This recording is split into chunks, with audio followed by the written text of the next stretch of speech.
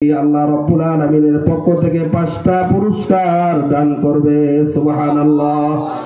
ওয়া ইযা বুদিয়াল মাইতু ফি কবরিহি জাআল কুরআনু ইনদা রাসি। আল্লাহ রাসূল সাল্লাল্লাহু আলাইহি ওয়াসাল্লাম বলেন, যখন মৃত্যু ব্যক্তিকে কবরের মধ্যে শোয়ানো হবে, সে যদি কোরআনে কারিমের সাথে সম্পর্ক রাখে, কোরআনে কারিমের তেলাওয়াত করে, অথবা মাদ্রাসার সাথে যদি সম্পর্ক রাখে, ওই কোরআনে কারিমটা আল্লাহ তাআলার পক্ষ থেকে ওই মৃত্যু ব্যক্তির মাথার নিকটে এসে যাবে। সুবহানাল্লাহ বলি, আওয়াজ করে বলি সুবহানাল্লাহ। এসে বলবে, ওই ফেরেশতারা, তুমি তাকে প্রশ্ন করো না, সে আমি কোরআন তার পক্ষ থেকে যত ধরনের প্রশ্ন আছে আমি কোরআন তার উত্তর দিয়ে দিব। সুবহানাল্লাহ। মাদ্রাসার সাথে সম্পর্ক লাভ না ক্ষতি? বলেন না, লাভ নাকি? ও মুসলমান বাবারা, এইটা আল্লাহ রাসূল সাল্লাল্লাহু আলাইহি ওয়াসাল্লাম হাদিসের মধ্যে বলেছেন, যখন একজন মৃত্যু ব্যক্তি কবরের মধ্যে শোয়ানো হবে, ওই কোরআনে কারিমটা এসে বলবে, তাকে প্রশ্ন করো না, আমি কোরআন তার পক্ষ থেকে যত ধরনের প্রশ্ন আছে আমি উত্তর দিয়া দিব। সুবহানাল্লাহ। ও মুসলমান বাবারা আমার, কবরটা অত্যন্ত ভয়ানক জায়গা। দুনিয়ার মধ্যে আল্লাহ রাব্বুল আলামিন আপনাকে দুনিয়ার মধ্যে পাঠিয়েছেন খুবই সংক্ষিপ্ত সময় দিয়ে। কারো 70 বছর, কারো 60 বছর, কারো 10 বছর, কারো 5 বছর। এই দুনিয়ার জিন্দেগি চিরস্থায়ী না, ক্ষণস্থায়ী জিন্দেগি। এই দুনিয়ার জন্য আমরা কতই কিছু না করি। আল্লাহ রাব্বুল আলামিন বলেন, ও বান্দা, তোমাকে দুনিয়ার মধ্যে আমি পাঠিয়েছি, তুমি যদি 5টা গুণ নিয়ে আসতে পারো আমার কাছে। কয়টা গুণ বলেন? আওয়াজ করে বলি, কয়টা গুণ? 5টা গুণ। একটা মুখস্থ করবেন। 5টা গুণ বলবো, এই 5টা গুণ মুখস্থ করে ওয়াজ মাহফিলতে যাইবে। অত্যন্ত সহজ। 1 নম্বর গুণ, সূরাতুল আনফালের মধ্যে আল্লাহ তাআলা বলেন, ইন্নামাল মুমিনুনা আল্লাযীনা ইযা যুকিরাল্লাহু ওয়াজিলাত কুলুবুহুম ওয়া ইযা তুলিয়াত আলাইহিম আয়াতুহু যাদাতহুম ঈমানা। আল্লাহ রাব্বুল আলামিন সূরাতুল আনফালের মধ্যে বলেন, আমরা বসে যাই। সূরাতুল আনফালের 2 নম্বর আয়াতের মধ্যে আল্লাহ রাব্বুল আলামিন বলেন, ইন্নামাল মুমিনুনা আল্লাযীনা ইযা যুকিরাল্লাহ। 1 নম্বর গুণ হলো, যখন আল্লাহ রাব্বুল আলামিনের নাম উচ্চারণ করা হয়, যখন কার নাম উচ্চারণ বলেন না, আওয়াজ করে বলি কার নাম? আওয়াজ করে বলি কার নাম? আল্লাহর নাম উচ্চারণ করা হয়। ইন্নামাল মুমিনুনা আল্লাযীনা ইযা যুকিরাল্লাহ। আল্লাহর নাম যখন উচ্চারণ করা হবে, মসজিদ থেকে যখন মুয়াজ্জিন আল্লাহু আকবার বলবে, হাইয়া আলাস সালাহ বলবে, হাইয়া আলাল ফালাহ, আসো নামাজের দিকে, আসো কল্যাণের দিকে, এই কথা যখন মুয়াজ্জিন সাহেব দৈনন্দিন 5 বার যখন বলবে, একজন ইমানদারের পরিচয়, একজন মুসলমানের পরিচয় হলো এইটা। ইন্নামাল মুমিনুনা আল্লাযীনা ইযা যুকিরাল্লাহ। আল্লাহর নাম যখন উচ্চারণ করা হবে, সাথে সাথে অন্যায় করবে না, অপরাধ করবে না, গুনাহ করবে না, আল্লাহর নামের ডাকের সাথে লাব্বাইক বলে মসজিদের মধ্যে চলে যাবে। সুবহানাল্লাহ বলি। তাহলে 1 নম্বর সিফত হলো, 1 নম্বর মুমিনের মুসলমানের সিফত হলো, আল্লাহর নাম যখন উচ্চারণ করা হবে তখন সে একজন মুসলমান অন্যায় করতে পারে না, গুনাহ কাজ করতে পারবে না, মসজিদে এসে যাবে। ইন্নামাল মুমিনুনা আল্লাযীনা ইযা যুকিরাল্লাহ ওয়াজিলাত কুলুবুহুম ওয়া ইযা তুলিয়াত আলাইহিম আয়াতুহু যাদাতহুম ঈমানা। কেন আল্লাহর নাম উচ্চারণ করা হইতেছে? আল্লাহর নাম উচ্চারণ করার সাথে সাথে তার অন্তরের মধ্যে অন্তরটা অভীত সন্তুষ্ট হয়ে যাবে আল্লাহর ভয়ে। এখন অন্যায় কাজ করা যাবে না, অপরাধ করা যাবে না, চুরি করা যাবে না, বাটপারি করা যাবে না, অন্যায় করা যাবে না। কেন? আল্লাহর নাম উচ্চারণ করা হচ্ছে। আল্লাহু আকবার, আল্লাহ বড়, আল্লাহ বড়। হাইয়া আলাস সালাহ বলে মুয়াজ্জিন বলতেছে, আসো নামাজের দিকে। ও মুসলমান, আমাদের অন্তরের মধ্যে প্রশ্ন আসতে পারে, নামাজ পড়লে কি হবে? নামাজ পড়লে কি হবে?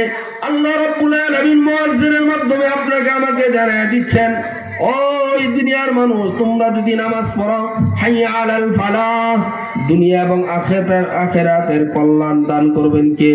কে দিবে? আল্লাহ বলেন, ও মুসলমান, তোমরা যদি নামাজ পড়ো তাহলে দুনিয়া এবং আখিরাতের মধ্যে আল্লাহ আমি রব্বুল আলামিন তোমাদেরকে কল্যাণ দান করব। সুবহানাল্লাহ। وَإِذَا تُلِيَتْ عَلَيْهِمْ آيَاتُهُ زَادَتْهُمْ إِيمَانًا।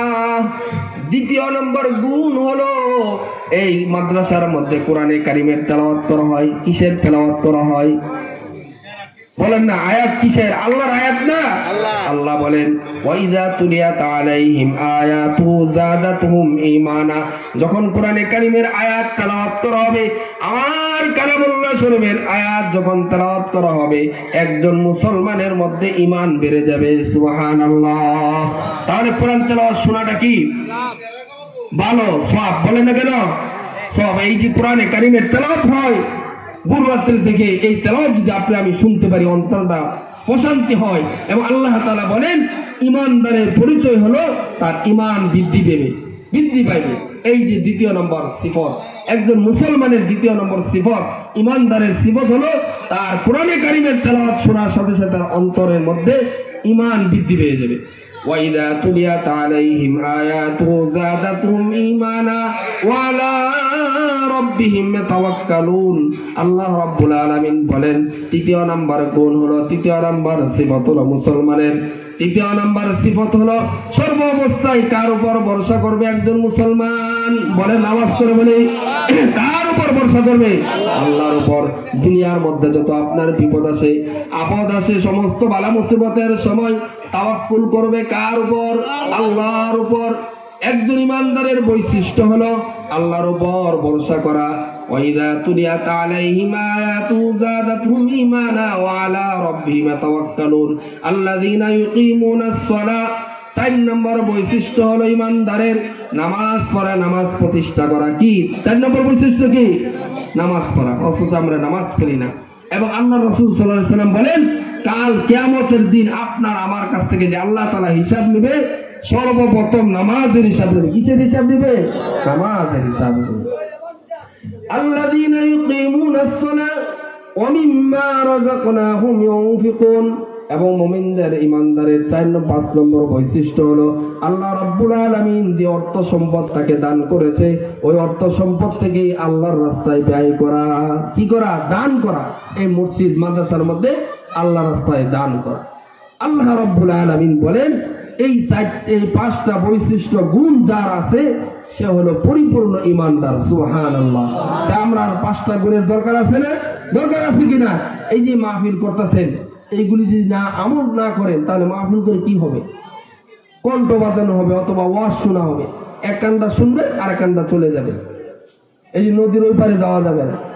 আছে না গল্প, অনেক বক্তারা বলে যে দাদা নাতি ওয়াজ শুনতে গেছে, তারা ওয়াজ কি করছে, নদীর এই পারে রেখে গেছে, ওই পারে নিয়ে যেতে পারে না, আমি ওইদিকে যাবো না। আমরা আমলের নিয়তে শুনবো। এই 5টা বৈশিষ্ট্য, 5টা গুণ যদি আপনার মধ্যে আমার মধ্যে থাকে তাহলে পরিপূর্ণ ঈমানদার। কে বলছে? আল্লাহ তাআলা। উলাইকা হুমুল মুমিনুনা হাক্কা। এরা হলো পরিপূর্ণ ঈমানদার, পরিপূর্ণ মুত্তাকি, পরিপূর্ণ মুসলমান। সুবহানাল্লাহ। ও মুসলমান বাবারা আমার, আল্লাহ রাব্বুল আলামিন বলেন, যার মধ্যে এই 5টা বৈশিষ্ট্য থাকবে, 5টা গুণ থাকবে, আমি রব্বুল আলামিন তাকে 3টা পুরস্কার দান করব। সুবহানাল্লাহ। কয়টা পুরস্কার? কে দিবে বলেন? আল্লাহ দিবে। মুরব্বিরা একটু আগায় বসি। লা ইলাহা ইল্লাল্লাহ। এই যে খালি জায়গাটা একটু আসে না, শীতের দিন একটু আসে। লা ইলাহা ইল্লাল্লাহ। মাশাআল্লাহ, এই দিকটা তো সুন্দর ভাবে বসে। আসেন না, আমরা একটু আগে বসি। লা ইলাহা ইল্লাল্লাহ। আল্লাহ রাব্বুল আলামিন বলেন, এরা হলো পরিপূর্ণ ঈমানদার, পরিপূর্ণ মুমিন, এবং এদের হলো পরিপূর্ণ ঈমানদারের বৈশিষ্ট্য। আল্লাহ রাব্বুল আলামিন বলেন, এই 5টা গুণ যার মধ্যে থাকবে, 5টা সিফাত যার মধ্যে থাকবে, আল্লাহ রাব্বুল আলামিন বলেন আমার পক্ষ থেকে তাদেরকে 3টা পুরস্কার দান করব। সুবহানাল্লাহ। আওয়াজ করে বলি সুবহানাল্লাহ। এই 3টা পুরস্কার কি? আল্লাহ রাব্বুল আলামিন বলেন লাহুম দারাজাতুন ইনদা রাব্বিহিম ওয়া মাগফিরাতুন ওয়া রিজকুন কারীম।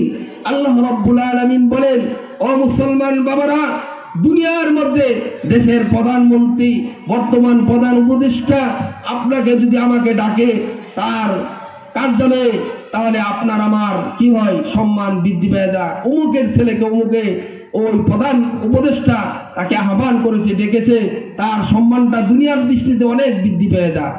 কেন? প্রধান উপদেষ্টার সম্মান বেশি, তার মূল গুরুত্ব বেশি। কাল কিয়ামতের দিন কুল কায়াতের মালিক যিনি রব্বুল আলামিন বলেন, ও মুসলমান বাবারা, আল্লাহ রব্বুল আলামিন ঘোষণা করেন যার মধ্যে 5টা সিফত গুণ থাকবে। আল্লাহ রব্বুল আলামিন কুল কায়াতের মালিক তিনি ঘোষণা করতেছে, কাল কিয়ামতের দিন আমার নিকটে, আমি রব্বে কারীমের নিকটে এই 5টা গুণ নিয়ে যদি কোনো বান্দা আসতে পারে দুনিয়ার থেকে, তাকে আমি সম্মানিত করব। সুবহানাল্লাহ। লাহুম দারাজাতুন ইনদা রাব্বিহিম ওয়া মাগফিরাতুন ওয়া রিজকুন কারীম। আল্লাহ রাব্বুল আলামিন বলেন, ও মুসলমান, আমি আপনি যদি 5টা গুণ নিয়ে আল্লাহ তাআলার কাছে উপস্থিত হতে পারি, আল্লাহ রাব্বুল আলামিনের কাছে সম্মানিত হওয়া যাবে। এবং আল্লাহ রাব্বুল আলামিন বলেন, ও বান্দা, তুমি যদি 5টা গুণ নিয়ে অর্জন করে দুনিয়ার থেকে আসতে পারো, তাহলে রব্বুল আলামিন বলেন, ও বান্দা, আমি তোমাকে কাল কিয়ামতের দিন ময়দানে মাহশারের মধ্যে, যেদিন কেউ কারো কোনো সুপারিশ করবে না, ছেলে সন্তানকে কোনো সুপারিশ করবে না, পিতা তার সন্তানকে কোনো সুপারিশ করবে না, গর্ভধারিণী মাও তার ছেলে সন্তানের কথা বলে যাবে। আল্লাহ রাব্বুল আলামিন বলেন, ও বান্দা, কাল কিয়ামতের দিন ময়দানে মাহশারের মধ্যে আমি রব্বুল আলামিন তোমাকে ক্ষমা করে দিব। সুবহানাল্লাহ। আওয়াজ করে বলি সুবহানাল্লাহ। আল্লাহ রাব্বুল আলামিন বলেন, ওই কাল কিয়ামতের দিন এই 5টা গুণ নিয়ে যদি আমার কাছে আসতে পারো, আমি রব্বুল আলামিন তোমার জীবনের সমস্ত গুনাহ maaf করে দিব। সুবহানাল্লাহ। লাহুম মাগফিরাতুন ওয়া রিজকুন কারীম।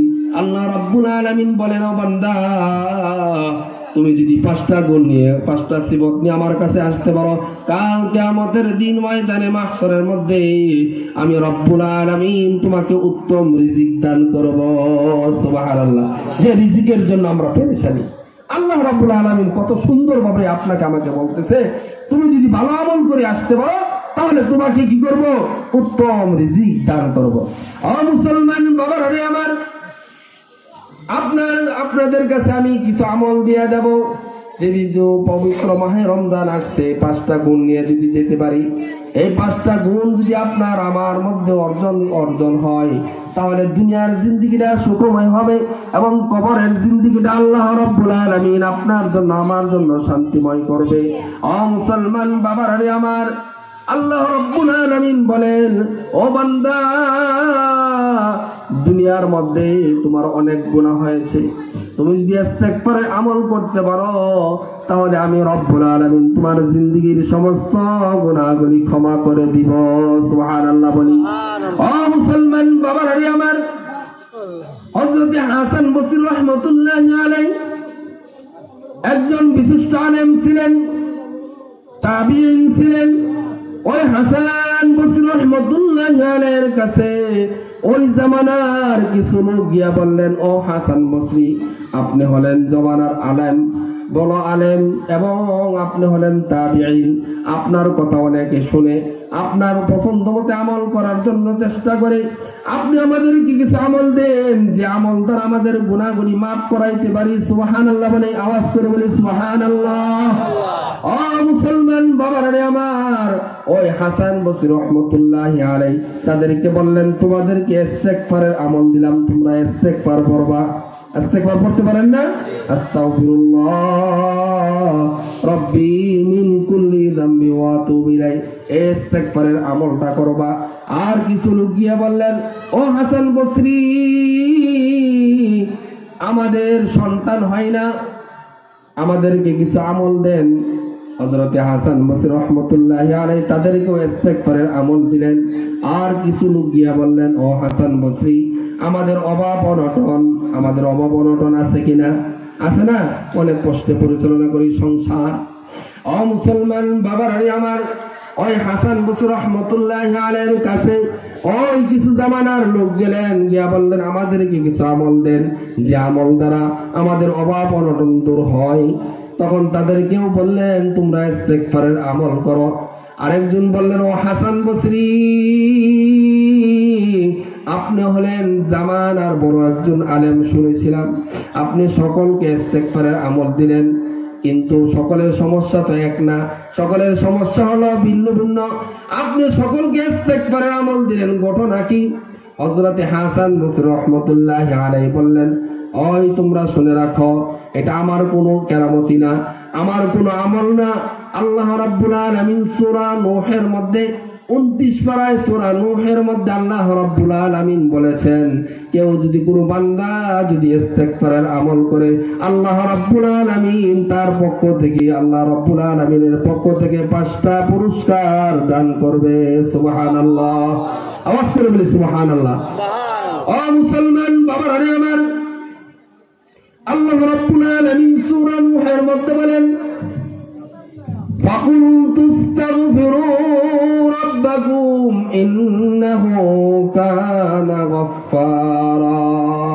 আল্লাহ রাব্বুল আলামিন বলেন ও বান্দা তুমি যদি ইস্তেগফার করো, ইস্তেগফারের আমল করো, আমি রব্বুল আলামিন তোমার জীবনের সমস্ত গুনাহগুলি ক্ষমা করে দিব। সুবহানাল্লাহ, আওয়াজ করে বলেন সুবহানাল্লাহ। দরকার আছে না আমাদের ইস্তেগফার আমলের? দরকার আছে কিনা? এই মাহফিলে কি জন্য আছে? আমাদের গুনাহ মাফ হওয়ার জন্য না? ও মুসলমান বাবারা আমার, আল্লাহর রাসূল সাল্লাল্লাহু আলাইহি সাল্লামের জামানায় দুইজন সাহাবীর মধ্যে ভ্রাতৃত্বের সম্পর্ক, বন্ধুত্বের সম্পর্ক। একজন হলো আব্দুর রহমান, সাঈদ ইবনে আব্দুর রহমান রাদিয়াল্লাহু তাআলা আনহু, আরেকজন হলো সাআদাত ইবনে আনসারী রাদিয়াল্লাহু তাআলা আনহু। দুইজনের মধ্যে ভ্রাতৃত্বের সম্পর্ক। গভীর মনোযোগ দিয়ে শুনেন, আল্লাহ তাআলা যে ইস্তেগফার করলে গুনাহ মাফ হয়। রাসূলের জামানায় দুইজন সাহাবী ছিলেন, তাদের মধ্যে ভ্রাতৃত্বের সম্পর্ক। সাঈদ ইবনে আব্দুর রহমান রাদিয়াল্লাহু তাআলা আনহুকে রাসূল সাল্লাল্লাহু আলাইহি ওয়াসাল্লাম বললেন, ও সাঈদ চলো আমাদের সাথে যুদ্ধের ময়দানে চলো। সাঈদ ইবনে আব্দুর রহমান তিনি যুদ্ধের ময়দানে রাসূল করিম সাল্লাল্লাহু আলাইহি ওয়াসাল্লামের সাথে চলে গেলেন। আরেকজন সাহাবী সাআদাত ইবনে আনসারী, তাকে সাঈদ ইবনে আব্দুর রহমান রাদিয়াল্লাহু তাআলা আনহুর সংসারের দেখাশোনার দায়িত্ব দিয়ে গেলেন। ঘটনাক্রমে সাআদাতুল আনসারী তিনি রাসূল করিম সাল্লাল্লাহু আলাইহি ওয়াসাল্লামের আরেকজন সাহাবী সাঈদ ইবনে আব্দুর রহমান রাদিয়াল্লাহু তাআলা আনহুর স্ত্রীর সাথে অন্যায় কাজে লিপ্ত হয়ে গেলেন। সাঈদ ইবনে আব্দুর রহমানের স্ত্রী বললেন, ও সাঈদ ইবনে আব্দুর রহমান রাদিয়াল্লাহু তাআলার স্ত্রী বললেন, ও সালাবা তুমি কি আল্লাহকে ভয় করো না? ইত্তাকুল্লাহ, আল্লাহকে ভয় করো না, কেন গুনাহ কাজ করতেছ? তোমার ভাইয়ের আমানত খেয়ানত করতেছ। এই কথা যখন বললেন, সাঈদ ইবনে আব্দুর রহমান রাদিয়াল্লাহু তাআলার স্ত্রী যখন এই কথা বললেন, সাআদাতুল আনসারী রাদিয়াল্লাহু তাআলা অনুশোচনা আসলো, অনুভূতি আসলো, ইয়া আল্লাহ আমি যে গুনাহ করতেছি, ইয়া আল্লাহ আমি কি করব? আমি তো গুনাহ করে গেছি, অন্যায় কাজ করে ফেলছি। এই কথা বলে যখন কান্নাকাটি করে এক পর্যায়ে মদিনার থেকে চলে গেলেন, এক পাহাড়ের নিকট গিয়ে কান্নাকাটি করে এই দিক দিয়ে সাঈদ ইবনে আব্দুর রহমান রাদিয়াল্লাহু তাআলা বদর ময়দান থেকে এসে দেখে সালাবা মদিনার মধ্যে নাই, ঘরের মধ্যে সালাবা নাই। সালাবার খুঁজে ওই পাহাড়ের নিকট গিয়ে দেখে সালাবা ওই পাহাড়ের নিকট কান্নাকাটি করে আর আল্লাহকে বলে, ইয়া আল্লাহ আমি অনেক গুনাহ করে ফেলছি, অন্যায় করে ফেলছি, ইয়া আল্লাহ আপনি কি আমাকে ক্ষমা করবেন না? এভাবে যখন কান্নাকাটি করে সাঈদ গিয়া বলে, ও সাঈদ গিয়া বলে, সাহাবা চলো মদিনার মধ্যে যাই, তুমি কেন কান্নাকাটি করো? আল্লাহর কাছে ক্ষমা চাও, আল্লাহ কি তোমাকে ক্ষমা করবে না? সাঈদ ইবনে আব্দুর রহমান রাদিয়াল্লাহু তাআলা এভাবে যখন বললেন, তিনি বললেন, না না আমি মদিনার মধ্যে যাব না, আমি আমার নাপাক চেহারা আমার নাপাক চেহারা রাসূল করিম সাল্লাল্লাহু আলাইহি সাল্লামকে দেখাবো না, মদিনার সাহাবীদেরকে দেখাবো না, আবু বকরকে দেখাবো না, ওমর রাদিয়াল্লাহু তাআলাকে দেখাবো না। এভাবে যখন কান্নাকাটি করে এক পর্যায়ে সাহাবা বললেন, ও সাইদ, তোমার উটের রশিটা আমার নাকের মধ্যে বাঁধো, বেঁধে টেনে হেঁটে নিয়ে মদিনার মধ্যে চলে নিয়ে যাও, আবু বকরের কাছে নিয়ে যাও, উমর রাদিয়াল্লাহু তাআলার কাছে নিয়ে যাও। তারা দেখি কি বলে। হযরত সাহাবাতুল আনসারী রাদিয়াল্লাহু তাআলা মুসলমান বাবারা, সাহাবাতুল আনসারী রাদিয়াল্লাহু তাআলা নুকে নিয়ে আসা হলো আবু বকরের কাছে। আবু বকর বললেন, না না ও সাহাবা, তুমি যে অন্যায় করেছো, যে অপরাধ করেছো, গুনাহ করেছো, তোমার ভাইয়ের আমানত খেয়ানত করেছো, সুতরাং তোমার ক্ষমা দুনিয়ার জমিনে হবে না। আবু বকর রাদিয়াল্লাহু তাআলার কাছে গেলেন। আবু বকর এই কথা বললেন। হযরত উমর রাদিয়াল্লাহু তাআলার কাছে গেলেন।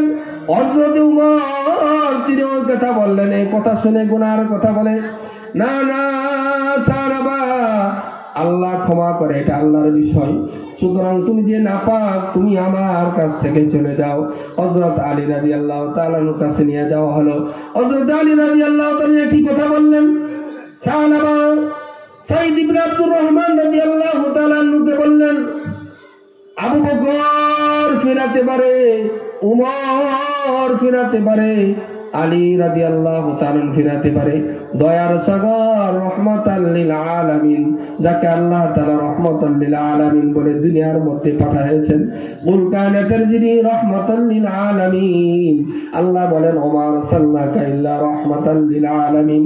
দুনিয়ার মধ্যে যত কুল কায়নাত আছে, সমস্ত কুল কায়নাতের যিনি রহমাতাল লিল আলামিন, তিনি ফিরায় দিবে না। ওনার কাছে আমাকে নিয়ে যাও, দেখি উনি কি বলে। হযরত সাহাবাতুল আনসারী রাদিয়াল্লাহু তাআলা আনহুকে হুজুর আকরাম সাল্লাল্লাহু আলাইহি সাল্লামের কাছে নিয়ে যাওয়া হলো।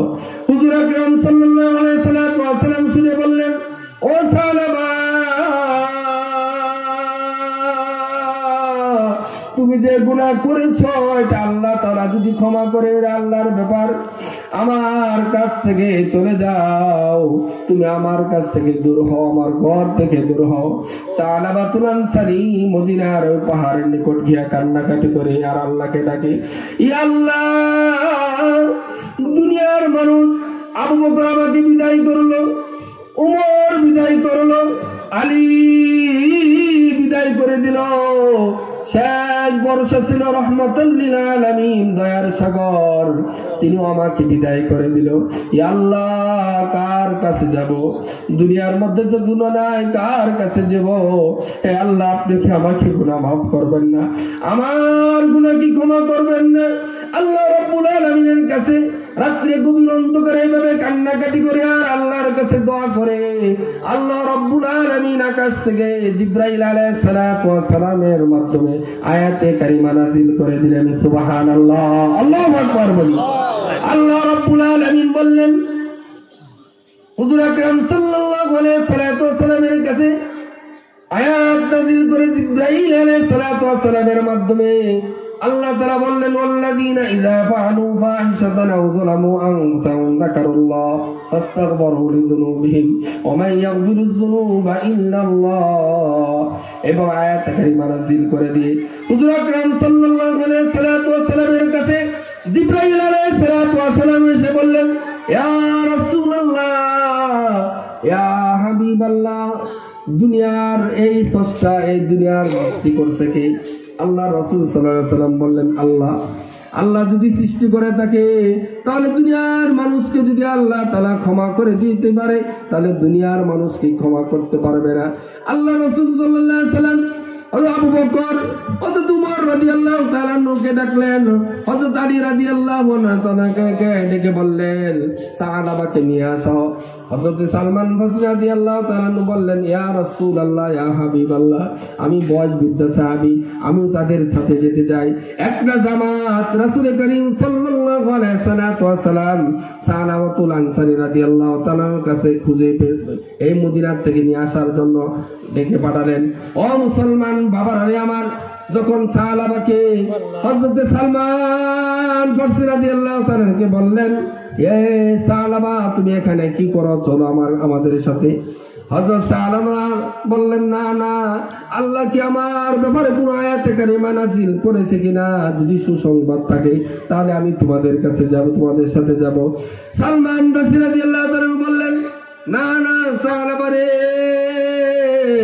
আল্লাহ রাব্বুল আলামিন তোমার ব্যাপারে আয়াতে কারিমা নাযিল করে তোমার জীবনের সমস্ত গুনাহগুলি ক্ষমা করে দিয়েছে। সুবহানাল্লাহ। তাই ক্ষমা করার মালিক কে? আল্লাহ। আওয়াজ করে বলে কে? আল্লাহ। আল্লাহ তাআলা গুনাহ মাফ করবেন। আমরা অনেক গুনাহ করে ফেলছি, আমরা যদি তওবা করে ইস্তেগফার করি ও মুসলমান, তাহলে আল্লাহ তাআলা আপনার গুনাহ আমার গুনাহ ক্ষমা করার মালিক কে? আল্লাহ। ও মুসলমান বাবার হারে আমার, ওই সাহাবাকে মদিনার থেকে, ওই পাহাড়ের নিকট থেকে নিয়ে আসা হলো মদিনার মধ্যে। এদিক দিয়ে রাসূল করিম সাল্লাল্লাহু আলাইহি সাল্লাম নামাজ পড়তেছে, ফজরের নামাজ আদায় করতেছে।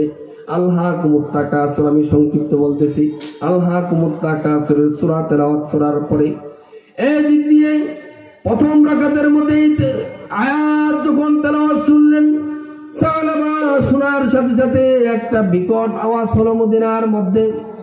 হুজুর আকরাম সাল্লাল্লাহু আলাইহি সাল্লাম সালমান ফারসি রাদিয়াল্লাহু তাআলা কে বললেন, তাহলে দেখো সাহাবার কি খবর। রাসূল করিম সাল্লাল্লাহু আলাইহি সাল্লাম যখন এই পাঠালেন, সাহাবীকে পাঠালেন, ইয়া দেখে সাহাবা দুনিয়ার মধ্যে নাই। সুবহানাল্লাহ বলি। ও মুসলমান বাবা হারে আমার, রাসূল করিম সাল্লাল্লাহু আলাইহি সাল্লামকে বলা হলো সাহাবা তো দুনিয়ার মধ্যে নাই। এক পর্যায়ে যখন ওই সাহাবার দাফন কাফন মদিনার মধ্যে হলো, রাসূল করিম সাল্লাল্লাহু আলাইহি সাল্লাম মদিনার মধ্যে এভাবে পায়ের মধ্যে পা উঁচু উঁচু করে হাঁটতেছে। হযরত উমর ফারুক রাদিয়াল্লাহু তাআলা বললেন, ইয়া রাসূলুল্লাহ, ইয়া হাবিবাল্লাহ, আপনি এভাবে হাঁটতেছেন কেন? আপনি পায়ের মধ্যে কোনো ব্যথা আছে কিনা? রাসূল সাল্লাল্লাহু আলাইহি সাল্লাম বললেন, না হে উমর, আমার পায়ের মধ্যে ব্যথা না, বরং এই সাহাবাতুল আনসারীর জানাজার মধ্যে আল্লাহ রাব্বুল আলামিন আকাশ থেকে যত ফেরেশতা, এমন দুনিয়ার মধ্যে এত ফেরেশতা পাঠিয়েছেন, অন্য কোন সাহাবীর জানাজার মধ্যে আল্লাহ তাআলা এত রহমতের ফেরেশতা পাঠায় নাই। সুবহানাল্লাহ। তাহলে তওবা করব তো।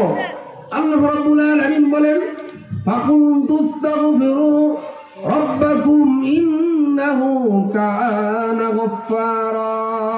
ও বান্দা, দুনিয়ার জীবনের মধ্যে তুমি ইস্তেগফারের আমলটা করে আসতে পারো, তাহলে আমি রব্বুল আলামিন তোমার জিন্দেগীর সমস্ত গুনাহ মাফ করে দিব। সুবহানাল্লাহ। আওয়াজ করে বলি সুবহানাল্লাহ। ফাকুনতুস্তাগফিরু রাব্বাকুম ইন্নাহু কানা গফফারা ইরসিলিস সামাআ আলাইকুম মিদরারা। আল্লাহ রাব্বুল আলামিন বলেন, ও বান্দা, তুমি যদি ইস্তেগফারের আমল করো, আকাশ থেকে বৃষ্টি হয় না, বৃষ্টির জন্য আমরা কষ্ট করি। আল্লাহ রাব্বুল আলামিন বলেন, ও বান্দা, তুমি যদি ইস্তেগফারের আমল করো, আমি রব্বুল আলামিন আকাশ থেকে বৃষ্টি বর্ষণ করব। সুবহানাল্লাহ। ইরসিলিস সামাআ আলাইকুম মিদরারা ওয়া ইউমদিদুকুম বিআমওয়াল। আল্লাহ রাব্বুল আলামিন বলেন, ও বান্দা, দুনিয়ার মধ্যে তুমি সংসার পরিচালনা করতে পারো না, তুমি অভাব অনটনের মধ্যে থাকো, কষ্ট করো, সংসারের মধ্যে লোক সংখ্যা বেশি আছে কিনা আমাদের মধ্যে?